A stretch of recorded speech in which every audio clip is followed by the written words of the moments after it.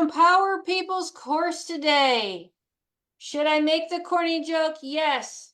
We're here for organic chemistry. No, we're not. I like saying that because in college, everybody feared organic chemistry was like the worst course in the world.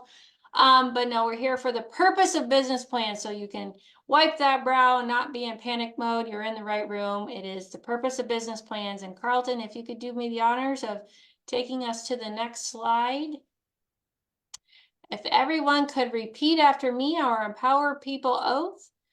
I, Tiffany Joy Green, do solemnly swear to accept the lifelong obligation to hone my superhero powers and apply those superhero powers to the good of the people I serve. I will promote and add to the ongoing success of Empower People, its members, and the people, organizations, and communities it serves. I will help prepare the next generation of superheroes. I am driven to be a positive change agent for those I serve and interact with. And we always like to take a moment, because I don't know where everybody here is in their day, but it never hurts to do a quick superhero pose. Hands on the hip, look up in the distance, and feel like you're going to soar. Really uplifts you. Really, it will change the trajectory of your day. Okay, next slide, please. Now I'm going to pass the baton to our fearless superhero instructor advisor, Karlton Hoskins. Thank you, Tiffany. Thank you, Tiffany. Welcome everyone to Business Purpose, your plan for the business purpose. Let's walk through the learning objectives and the things that you're going to learn today in this course. This is going to be a quick course. It's going to be 30 minutes, so it's not going to be as robust as you may think.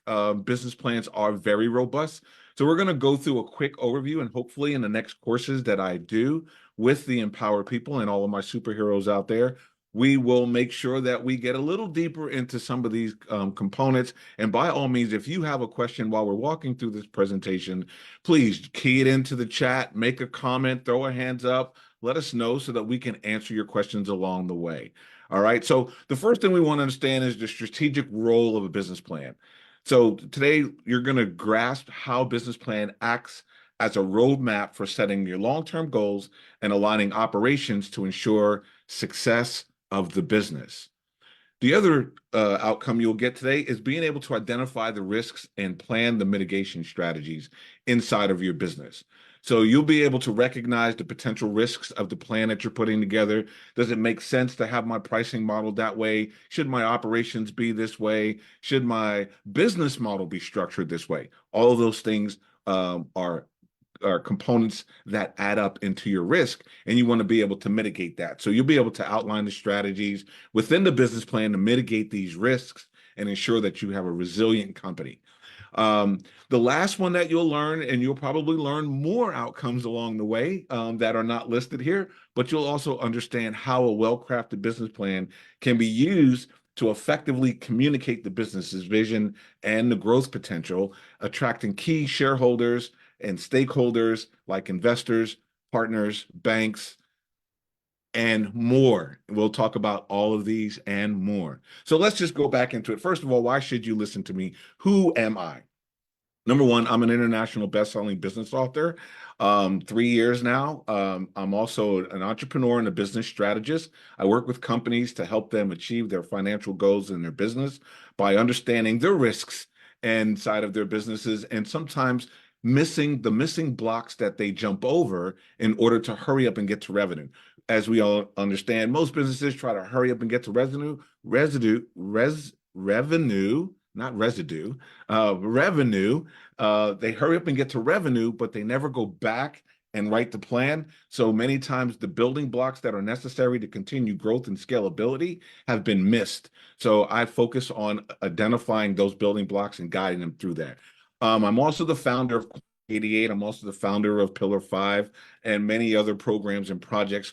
Quanta 88 is an automated business plan program that we designed utilizing AI that allows us to produce business plans for business owners who are ready to go get funding or who are looking to just get their business off the ground.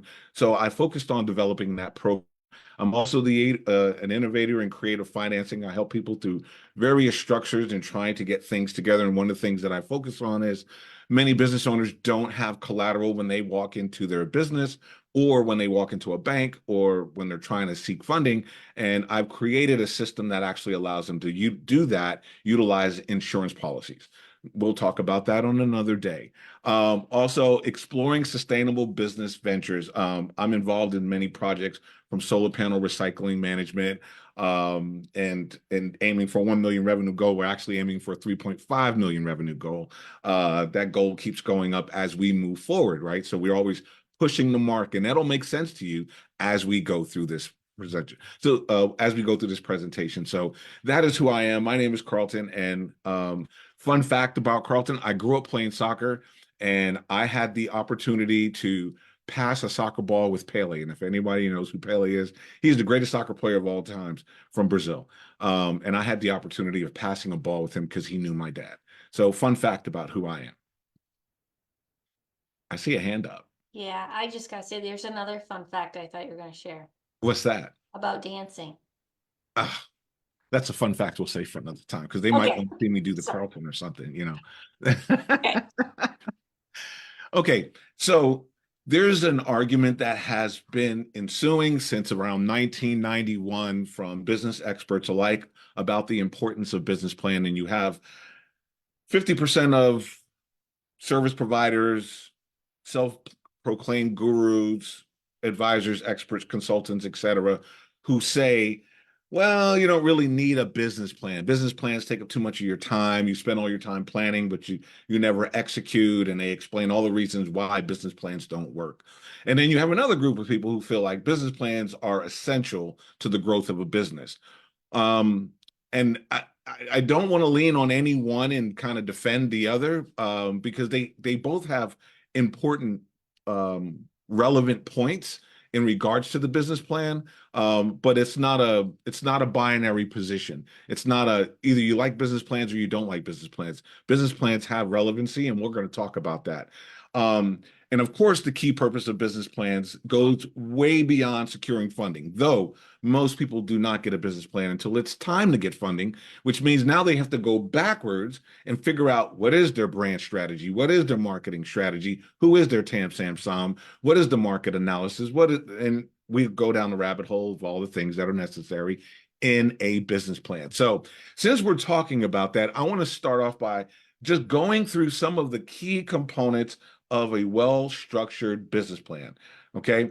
And I'm going to go ahead and bring my outline over here so maybe you can see it. I don't know if you can. Tiffany, tell me if you can't. Throw a thumbs up if you could see it. You can't see it. Okay, so you can't see it. So I'm just going to walk through it. And if Tiffany allows, I'll share it. It'll be in the chat inside of this so you can download it and have your own template of what a business plan should look like. The number one, of course, it has the executive summary. So keep in mind when you're writing a business plan, the executive summary is the last component that you want to write because it's summarizing all of the content in your plan. So if you were to write it first, then, well, it's almost backwards, right? I would have to create a movie to create the trailer. So we want to have all of the details, and then we take all of the information from those details and we summarize them, which is what is called the executive summary. Okay. And inside of that, you have your mission statement, your business overview, your objectives, your keys to success. You also need a company description inside of your business plan. That needs to have your company history, your owners and your management team, location and your facilities. Now, I'm going to pause for a second, just real quick about the company history and ownership and management team. Any investor who's thinking about investing into your company, I just want to go ahead and give you a little heads up that I speak to investors every day, literally. And the number one thing that they focus on, most people would think it's revenue or it's innovation of new technology. It's not. It's the team. Can you execute? That's the most important component because everything else can be tweaked. Your product can be improved. Your pricing can be changed. Your marketing strategy can be adapted to the new TAM, SAM, SOM or your buyer personas. But your team is the key. If you can execute, they're interested. That's the first part. Can you do what you're saying is you're trying to accomplish in this plan? If you can't, then the plan really is an idea without legs to actually get where it needs to go. Okay, so that's just a little bit of insight while we're going along the way. Then, of course, it needs to have your product and your services. And there's many subcomponents of all of these. By the way, I'm just going through the very top level of this. You need to have a market analysis, marketing and sales strategy, your operations plan, financial plan, and I'm looking over here to keep it in order, just in case you're taking notes. I would normally do this off the top of my head, but sometimes I kind of misconstrue the order of priority, and I don't want to do that to you. So after your financial plan, there's an appendix, and it's the supporting documents, which means if you're talking about the industry or you're talking about data and statistics, or whether it's about your consumer or it's a pricing or your reasoning for your model, where's the supporting documents where did you get this data from? If I was to tell you 76% of businesses fail before year 10, you would say, Carl, show me the data, right? I could tell you to go to the SBA or to the Department of Labor, and you will see that exact figure. But if I'm putting together a plan to present, that needs to be in the appendix, right? Along with any other supporting documents that you have, including the resumes for your teammate, including images of your products or a layout of your products or a video of your product. And of course, a very detailed market research report. Because again, market research is great when I hear business owners say, oh, our market is let's just say I'm a B2B service provider. Well, there's 32.5 million businesses in the United States. If I just get 1% of that market, well, that doesn't really, it doesn't work that way, right? There's a very niche uh, audience for what you're offering and that actually needs what you have. Again, if I was building an accounting program, I don't think Microsoft would need that at this moment, right? So that business is immediately eliminated from that list. So how many other businesses are eliminated? Anyway, I'm going too far down a rabbit hole, and I'm going to avoid doing that because I'm really good at going down a rabbit hole. Okay, great. Let's keep it moving. So setting a strategic direction, how business plan provides long-term vision and direction. Okay, let's talk about that for a moment. In fact, I'd ask you to think about that for just a second. How does your business plan, if you have one, provide the long-term vision and direction? Okay, well, most people would answer me and my clients would say to me, well, I wrote my plan X amount of years ago to build my business. And my plan is sitting on the shelf. Let me go get it. Okay. What we realize once we hear that is that plan was written to kind of formulate the idea and maybe a very high level view of how I'm going to execute it, but then it has no ongoing life. It dies. And that's what we call it. That plan dies on the shelf. Plans need to be a living, breathing document. It needs to walk with you every week through your business. If you have a team meeting every Friday, your business plan should be updated following that team meeting because there's going to be changes in the business, whether it's a process, whether it's a product, whether it's pricing, whether it's your marketing strategy. Maybe you're expanding into a new niche. Maybe you're looking at a different buyer persona because you tested the first 100,000 in your buyer persona and that buyer persona just didn't really fit, but there was like 30 in there that really clinged on. And now you want to deep dive into them with data to make sure that you go after that market. We always want to go for the low hanging fruit, right? Think about walking through a fruit tree patch or a fruit tree farm. You don't want to climb to the top of the tree just to get an orange. It'd be nice if you can just walk by and pop an orange off right at arm level and peel your orange and eat your orange. And then you know if it's good. If it's good, I'll shake the whole tree. And that's how your customers should be. They should be right at eye level for you. And if they're above where you're trying to reach, that means you have not aligned yourself with that audience and that audience is not aligned with you. Okay. So now which leads into how it aligns daily operations with broader goals. I think I've kind of explained that, right? So if you're putting in the details of the information, I mean everything, and I mean everything, your operational style, your operational plan, your operational strategy, your processes, all of these things need to be laid out. And again, most people will think about this from a get funding perspective, and that's okay. And I don't mind standing in this conversation to speak from that angle because I know that's how you're listening. But if you're looking at aligning the daily operations when an investor looks, it's how are you going to get that audience? Well, I'm going to do social media ads. Okay, how? Oh, I'm going to spend 5,000 on targeted marketing. Okay, that is just a thing. The question is, how are you going to execute that? Right? And then who on your team can execute that? Right? And if they can't execute that, who are you looking at that's going to execute that, that has a track record of executing that in a way that is progressive for the company? Okay, so this is all that strategic directioning. And I always like to think about Google Maps, right? We don't ever go somewhere in an unknown state without plugging in where we're trying to go, right? We need Google to give us the strategic direction. And even though they give us this outline, we still have to figure out where we're going to stop and use the restroom, where we're going to stop and get gas, where we're going to stop and eat, where we're going to stop and rest our brains at for the rest of the night. And if you haven't figured that out and you just think, well, when I run out of gas, I'll get some rest. You may be in the middle of a highway that's 50 miles long and there's no one around you. And I don't think you would want to park your family there. And no, that's not going to work, right? So you need to have strategic direction. Let's move on to streamlining day-to-day operations. So how business plans help manage your daily tasks. Again, it still lends value from what I just previously said. When you have your business plan, you need to be able to go to your plan. Let's just say you got hit in the head with a baseball and you don't remember tomorrow. Okay. You need to have a conversation with someone in your billing department, your accounting department, your marketing department, your CFO, or whoever you need to talk to, but you don't know how they operate. You don't know their procedures. So you would be trying to have a conversation around something you do not understand as an owner, which makes you incapable of being a successful CEO. Okay, not everyone is a CEO, by the way. Just because you start a company doesn't make you the CEO. I got to say that out loud, right? This is why companies, we already know the story about Steve Jobs and Apple's, right? There's reasons why CEOs are sometimes not the founders of the company, because you may be very innovative. You may do great hair, great nails, great accounting, great bookkeeping, whatever, but managing a team of people, managing all the hats, managing all the departments may be outside of your wheelhouse, and that's okay.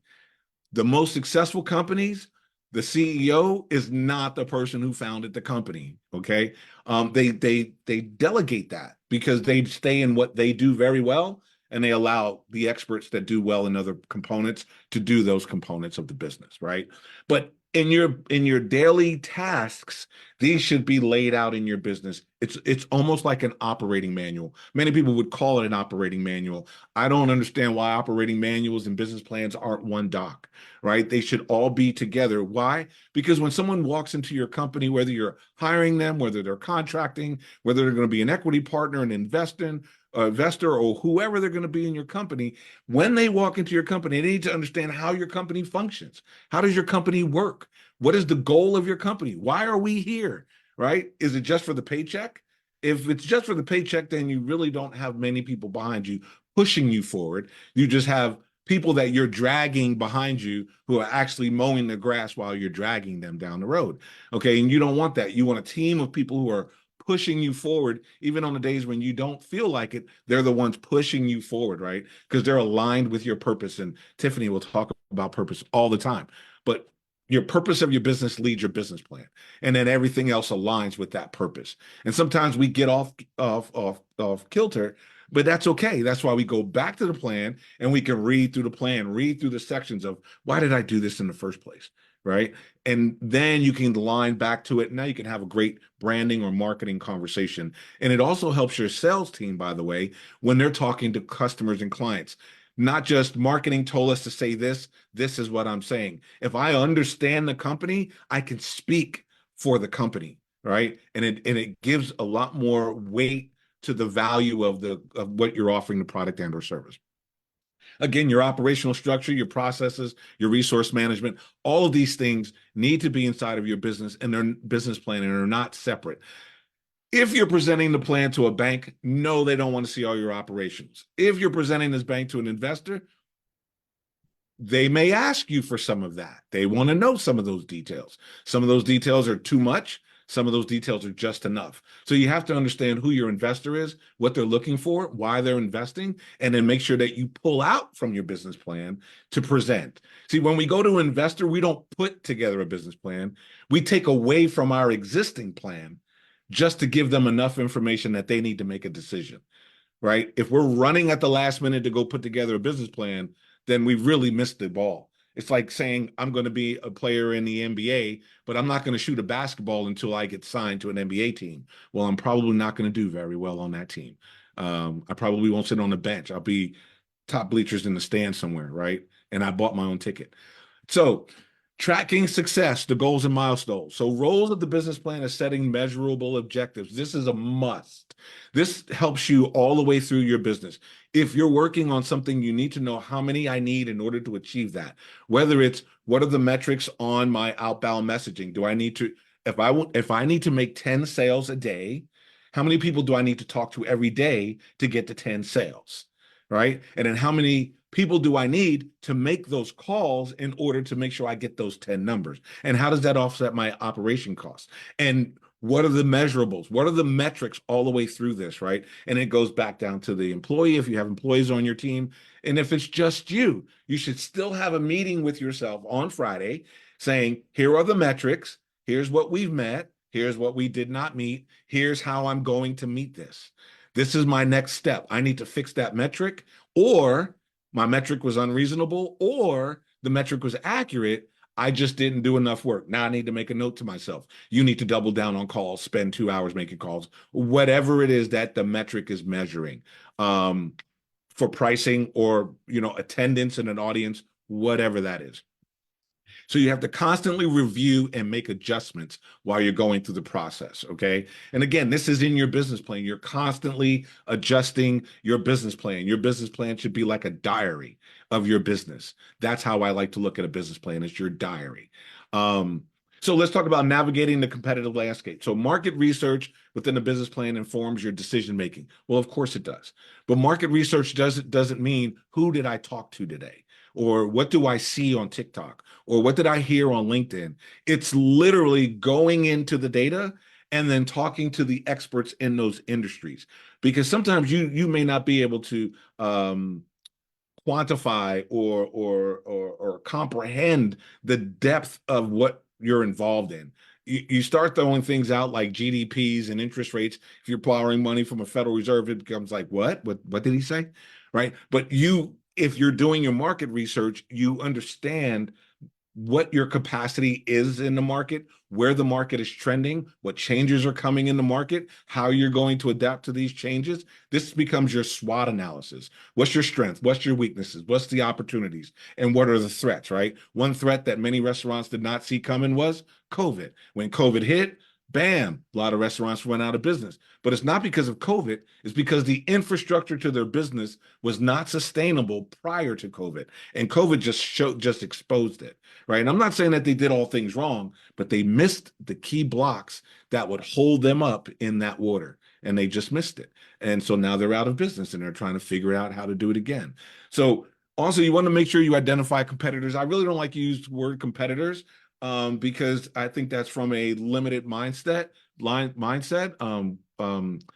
Competitors really can become my partners, because sometimes your competitors are offering something to a market and they know, for example, Mercedes or Acura. Let's just think about that for a second. Acura sells a car. Well, Acura is also part of Honda.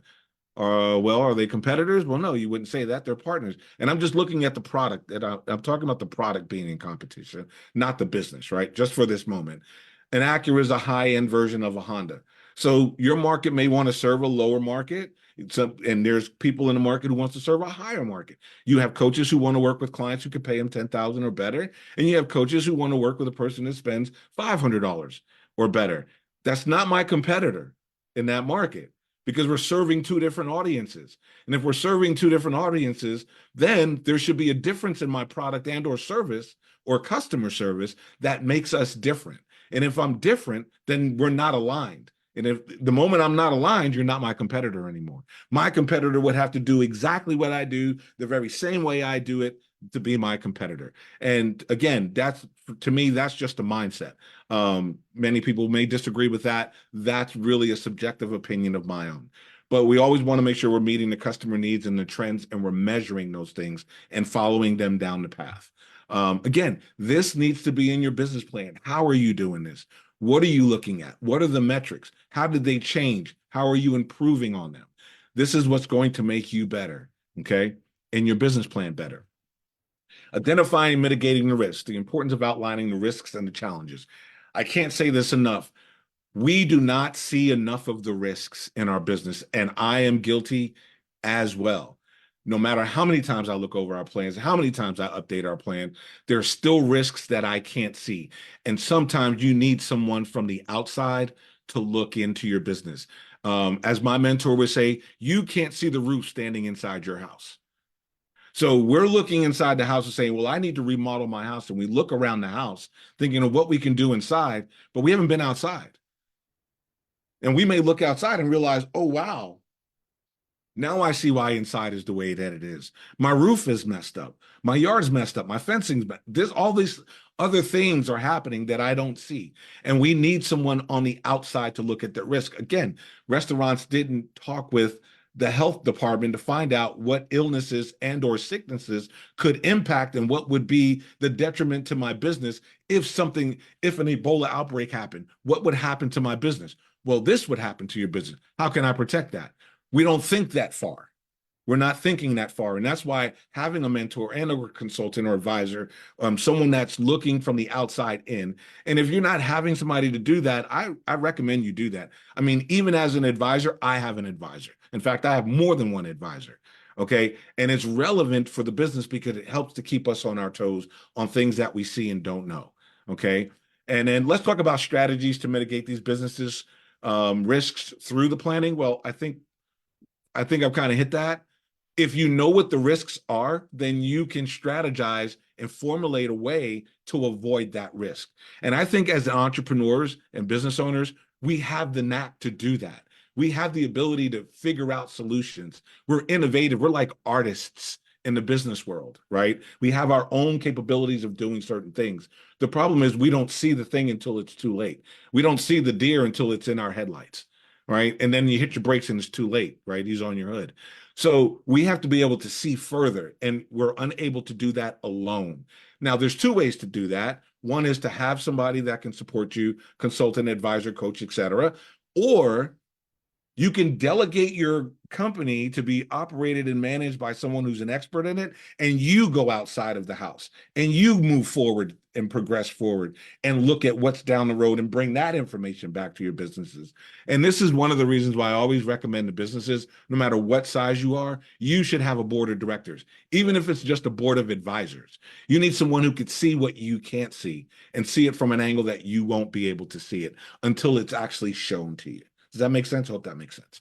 I'm trying to talk fast because I know time is running out. So, creating transparency and alignment. Business plan ensures internal teams are aligned on the goals. Listen, I could be Jerry Jones and I can own Dallas Cowboys, but it does me no good if I'm watching the manager of the team write coaching plays because I'm not a coach and I don't run plays and I don't understand plays well enough to dictate on how a play is ran on the field.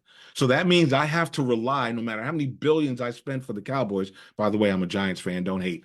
But no matter how many billions you spend for, these Cowboys, someone on that inside that structure is responsible for the success of that team. Aside from the fact that you built a beautiful stadium, here's the money, and I got the contacts, whatever you guys want to do. Someone else has to operate internally on the micro steps, right? That are going to help the business to grow, and thus your team. And your team needs to be aligned. It needs to be a smooth wheel moving forward. And if it's not, then as the CEO, that is the job. It is to make sure your team is aligned, and it is to make sure your team is growing and that you're helping that each individual in that team grow to their best potential. Because if they're at their best potential, they grow your business to its best potential. But they have to be able to move together. And this is where transparency and accountability and operations come from, right? So big deal in companies. So positioning for growth, talent, and partnerships. So business plan attracts employees, partners, and collaborators. I'm just going to give you an example of this. If you have a really great business plan, really great idea, and you're motivated and you're moving forward, you will attract people to you who are like-minded, who are interested in being a part in what you're doing. And they may be a lawyer, they may be an accountant, they may be whatever, but these may be the people that you need in your business to help you grow your business, but you don't have the financial wherewithal to pay for these type of services outside of your company. So you tend to do it yourself. I go get QuickBooks, or I go do this, or I go do that. I'll do it all.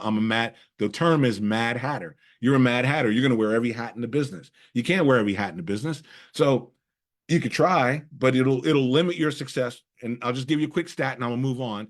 84.6% of businesses in the United States of America, that's 27.8 million businesses of the 32.5, generate less than 250,000 gross annual revenue. Okay. And according to the financial institution, 10 businesses have a 10% profit on average, and that's considered good. So that tells me that most business owners out there are generating about $25,000 in profit. Okay, that's less than a McDonald's employee. Okay, there's a reason this is happening. It's been around here since 1991. Stats has not changed, right? And I don't want to bash on any government programs that support the growth of businesses. It hasn't helped. We'll just say that, okay?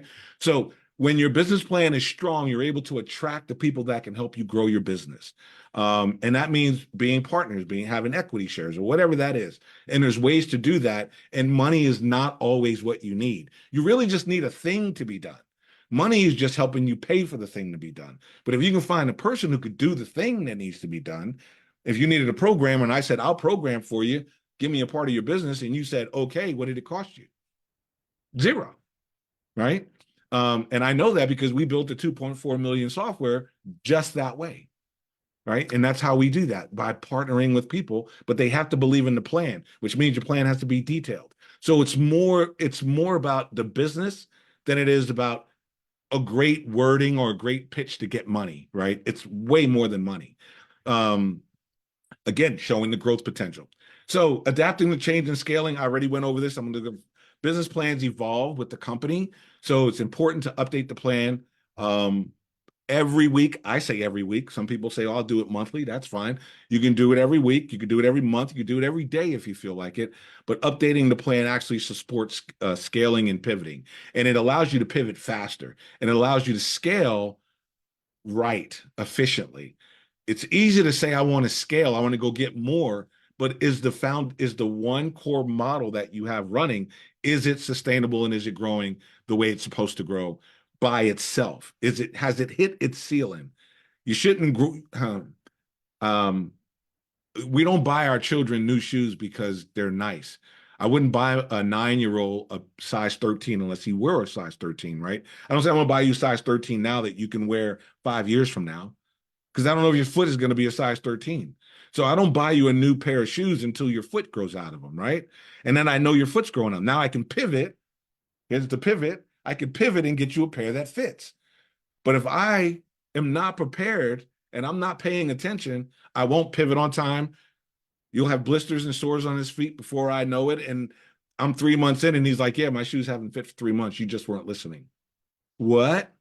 So this is what business owners do. We get caught up in trying to generate revenue, get sales, network, and blah, blah, blah, blah, blah.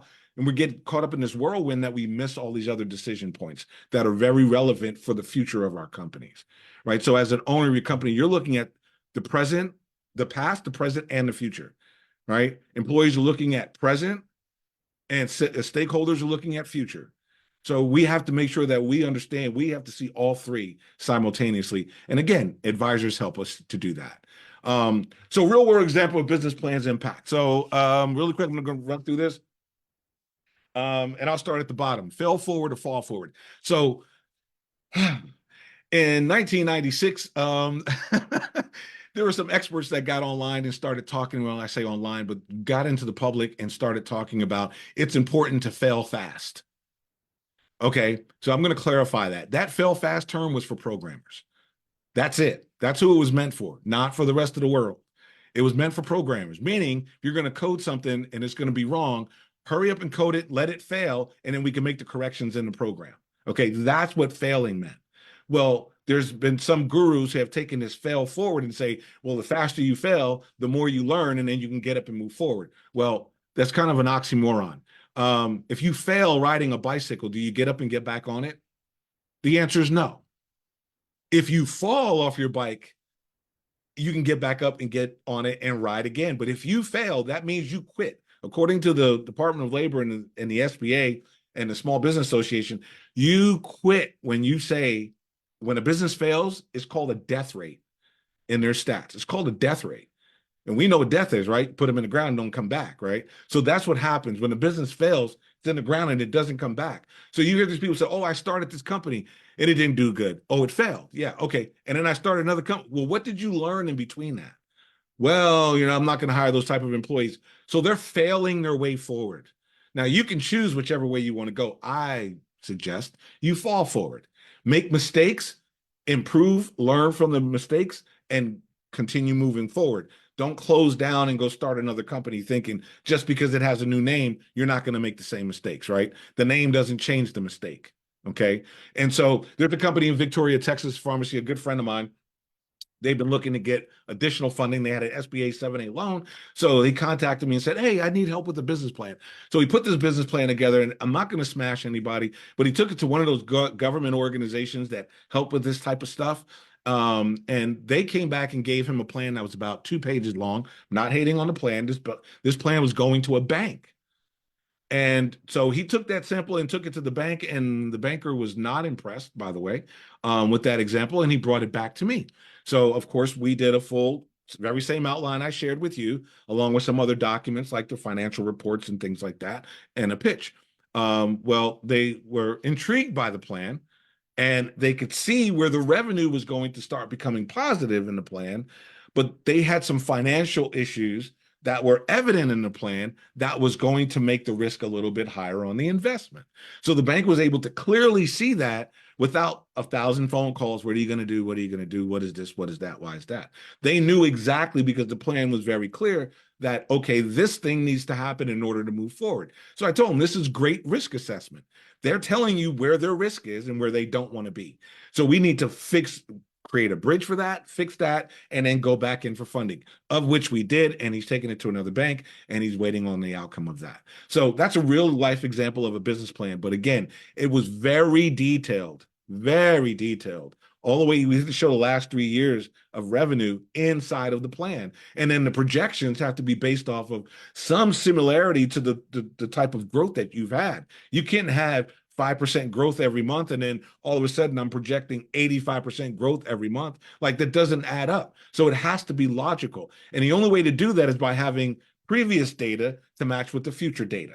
Unless you can tell me some more marketing strategy that's going to make it jump, right? So that's how fast they're looking at these docs. Okay, let's see what else we got here. Common mistakes in the business plan. Yep. I give you 2 minutes because we got to be able to answer questions. Okay, I'm running. Okay. Okay, so common errors in the business plan is a lack of research. We do not spend enough time researching. This is a no excuse issue right now. AI is your encyclopedias. If you grew up in my era, you knew that if you wanted to know something, you went to the library or you went to the Britannica Encyclopedia to find your answers. Well, now you can go to Google, you can go to Claude, you can go to Gemini, you can go to ChatGPT, you can go to any one of these things, and you can get an answer on research. That doesn't mean the research is accurate. So you have to double down and just make sure you're getting enough of it, and make sure you review it and make sure it aligns with what you're showing and what you're sharing in the plan. Unrealistic goals. Again, oh, there's 32 million businesses out there, and if I just get 1% of them, I'd have 320,000. And if I sold 320,000 for $100, woo, I'd have $32 million. I'll be rich. It's like, it doesn't work like that, right? So it has to be realistic. How are you going to get those people? How many people is it going to take to get you to get to those people? How much is it going to cost you? You got to break it all down. I can show you some documents, but you probably think I was writing in Japanese. But so I do that every day with businesses and products and services that I'm working on, whether for myself or for a client. Okay, outdated or non-existent information. Don't leave a line blank in your business plan. You want to fill that in. And if you don't know, then share some research information, or it's currently being researched, or whatever. Here's the previous data we knew. Here's what we don't know. This is what we're looking into. Show that I'm in the moment of action, right? Because a business plan, you're constantly in the moment of action. You got to show I'm in that action, not when I get your money, I will do what I'm saying. No. You got to be moving. And this is, many investors call it getting traction. You got to start getting some traction. And then we could fix, right? Because no one wants to start the fire with you. They just want to pour gas on the fire you have, right? Outdated information, again, keep your plan updated all the time. Avoid that mistake. And avoiding these pitfalls, you'll be great. And number one, aligning your business with your purpose and having your team and your organization grow around the purpose, which makes a very strong and solid foundation. And then if your need is to go get funding, you have a solid business plan that you can pull from in order to have investors take a look at, or banks, or whoever you're looking to. So in summary, align company vision and mission with clear roadmap, balancing your profit and your impact. This empowers the teams through a transparency and accountability. This attracts like-minded investors and partners who share the company's values. It supports the ethical growth through strategic financial planning.